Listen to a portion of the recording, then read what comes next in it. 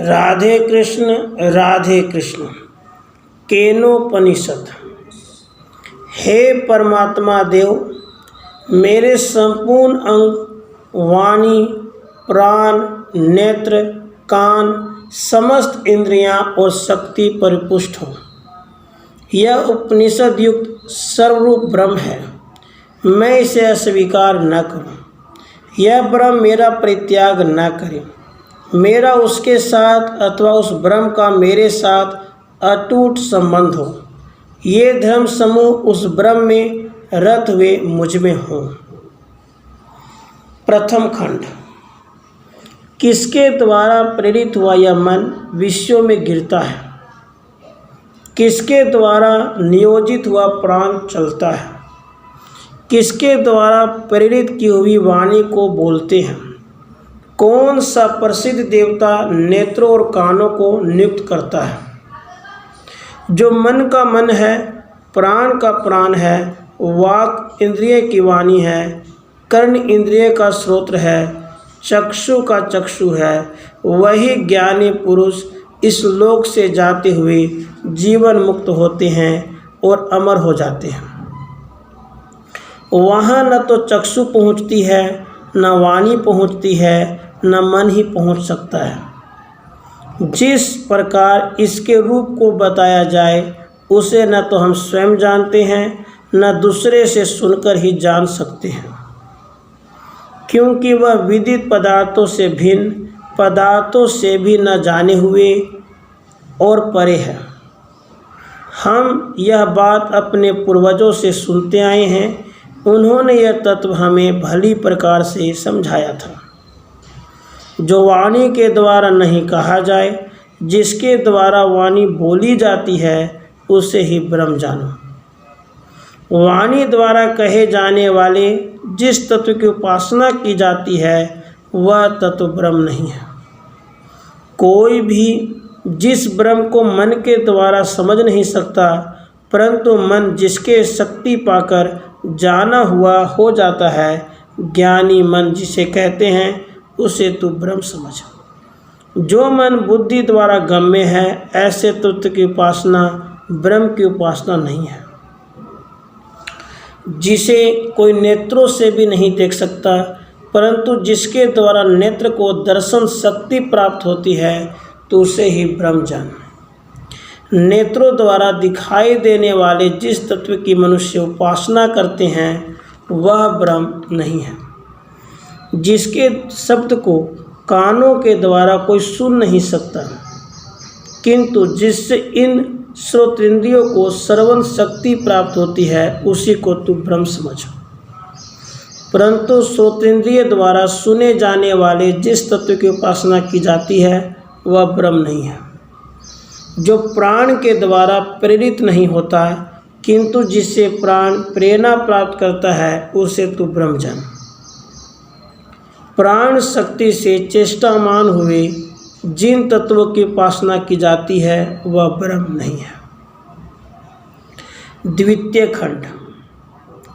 यदि तू समझता है कि मैंने ब्रह्म को भले प्रकार जान लिया है, तो तू अवश्य ही ब्रह्म के स्वरूप को थोड़ा सा जान गया है। उसका जो स्वरूप तू है, अथवा उसका जो स्वरूप देवताओं में है, वह स्वरूप है। अतः तेरा जाना हुआ स्वरूप विचार करने योग्य है, ऐसा मैं मानता हूँ। मैंने ब्रह्म को भले प्रकार जान लिया है, ऐसा नहीं जानता, और ऐसा ही मानता हूँ कि ब्रह्म को नहीं जानता, क्योंकि जानता भी हूँ। हम में से जो उसे जानता है, वह मेरे कथन के अभिप्राय को भी जानता है। मैं जानता हूँ अथवा नहीं जानता, यह दोनों ही मिथ्या ज्ञान है। जो समझता है कि ब्रह्म जाना नहीं जा सकता, उसको जाना हुआ समझो। परंतु जो यह मानता है कि मैं ब्रह्म को जानता हूँ, वह उसे निश्चय ही नहीं जानता। जो उसे जानने का ही मान रखते हैं, उनके लिए वह अविदित है, परंतु जो अनजान बनते हैं, ब्रह्म को वे ही जानते हैं। उक्त संकेत से प्रकट हुआ ज्ञान ही यथार्थ है, क्योंकि इसके द्वारा अमृत तत्व की प्राप्ति होती है। आत्मा से परमात्मा को जानने की प्रेरणा प्राप्त होती है और ज्ञान के द्वारा अमृत स्वरूप ब्रह्म प्राप्त हो जाता है। यदि इस देह में ही ब्रह्म को पहचान लिया तब तो यथार्थ सुख है ही, परंतु इस देह के रहते हुए उसे नहीं जान सका तब महान विनाश ही जान। ज्ञानी जन प्राणी में ब्रह्म को विद्यमान मानकर इस लोक से अमर हो जाते हैं। तृतीय खंड।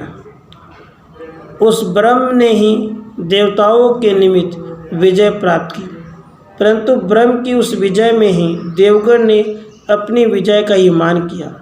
वे समझने लगे कि यह विजय हमारी हुई है और इसमें महिमा भी हमारी ही है। उस ब्रह्म ने देवताओं के इस प्रकार के अहम भाव को जान लिया और तब उसके सामने वह प्रकट हो गया, परंतु देवगण उसे नहीं पहचान सके और कहने लगे, यह दिव्य यक्ष कौन है। देवगण ने अग्नि से कहा, हे जात वेदा, इस बात को भले प्रकार जानिए कि यक्ष कौन है। इस पर अग्नि ने बहुत अच्छा कहा। अग्निदेव दौड़कर यक्ष रूप ब्रह्म के पास पहुँचे। ब्रह्म ने उससे पूछा, तुम कौन हो। अग्नि बोले, मैं जात वेदा हूँ, मैं ही अग्नि के नाम से प्रसिद्ध हूँ। ब्रह्म ने अग्नि से पूछा, तुम उक्त नाम वाले में क्या शक्ति है। अग्नि बोले, मैं चाहूँ तो पृथ्वी में जो कुछ भी है उसको भस्म कर डालूँ। तब ब्रह्म ने अग्नि के सामने एक तिनका रखकर कहा, इसे भस्म करो। अपनी पूरी शक्ति के साथ अग्नि तिनके की ओर दौड़े और किसी प्रकार भी उसे भस्म न कर सके। तब वह वहाँ से लौटकर देवताओं से बोले कि यह दिव्य यक्ष कौन है, यह जानने में मैं असमर्थ रहा। तब देवताओं ने वायु देवता से कहा कि हे वायु, यह यक्ष कौन है, इस बात को आप ही ठीक से पता लगाइए। वायु ने बहुत अच्छा कहा। वायु द्रुत गति से ब्रह्म के पास गया। ब्रह्म ने उससे पूछा कि तुम कौन हो। वायु ने कहा, मैं वायु देवता हूँ और मातृस्वा मेरा नाम है। ब्रह्म ने पूछा, उक्त नाम वाले तुझ वायु में कौन सी सामर्थ्य है। वायु बोली, पृथ्वी में स्थित यह जो कुछ भी है मैं उसको उड़ा सकता हूँ। तब ब्रह्म ने उसके सामने एक तिनका डाल दिया और बोले कि इसे उड़ा दो। वायु ने पूर्ण शक्ति लगा दी तो भी उस तिनके को न उड़ा सका। तब वहाँ से लौटकर वह देवताओं से बोला कि यक्ष कौन है, इसका पता लगाने में मैं असमर्थ रहा। फिर देवताओं ने इंद्र से कहा, हे मघवन, यह यक्ष कौन है, इसका पता आप ही लगाइए। इंद्र ने बहुत अच्छा कहा और यक्ष की ओर दौड़े, परंतु उनके सामने से यक्ष रूप ब्रह्म अंतर्ध्यान हो गया। तब इंद्र आकाश मार्ग से अत्यंत सुशोभित देवी हिमाचल कुमारी उमा के पास पहुंचकर पूछने लगे, यह यक्ष कौन था। चतुर्थ खंड। उमा बोली, यह परब्रह्म है, उसकी विजय को तुम अपने अहम भाव से अपनी विजय मानने लगे थे।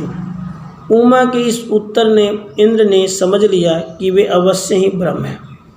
अतः वे अग्नि, वायु, इंद्र के नाम से प्रसिद्ध तीनों देवताओं तथा अन्य देवताओं में श्रेष्ठ माने जाते हैं, क्योंकि उन्हीं ने उनका स्पर्श किया और उन्हीं ने ब्रह्म को सर्वप्रथम इस प्रकार जाना कि यही सर्वश्रेष्ठ है। उन्होंने ब्रह्म को निकट से स्पर्श किया और सबसे पहले ब्रह्म को इस प्रकार जाना कि यही साक्षात परमेश्वर है। उस ब्रह्म का आदेश बिजली के समान चमकने और नेत्रों के समान लपकने जैसा है। यह आदि दैविक संकेत समझना चाहिए। आध्यात्मिक भाव यह है कि हमारा मन ब्रह्म के पास जाता हुआ सा लगता है और ब्रह्म को निरंतर स्मरण करता हुआ सा प्रतीत होता है। इस मन के द्वारा ही ब्रह्म प्राप्ति की इच्छा उत्पन्न होती है। वह ब्रह्म तद्वन नाम वाला है। तद्वन सबका प्रिय एवं अभिष्ट है। इस भाव से उसकी उपासना करें। जो साधक उस ब्रह्म को इस प्रकार जान लेता है उसे सब प्राणी अपना प्रिय मानते हैं। हे गुरुदेव, उपनिषद में समस्त ब्रह्म विद्या का उपदेश करो। इस प्रकार तुझे ब्रह्म विद्या बता दी गई है, तुझे ब्रह्म विद्या सिखा दी गई है। उस ब्रह्म विद्या के 3 आधार हैं, तप, इंद्रियों का दमन, यज्ञ आदि कर्म। उस विद्या के वेद संपूर्ण अंग हैं। उसका उद्देश्य है सत्य स्वरूप पर ब्रह्म की प्राप्ति। जो व्यक्ति इस विद्या को पूर्वोक्त प्रकार से जान लेता है वह अपने संपूर्ण पापों को दूर करके अत्यंत और सर्वश्रेष्ठ स्वर्गलोक में प्रतिष्ठित होता है और वह परमानंद में स्थित रहता है। राधे कृष्ण राधे कृष्ण।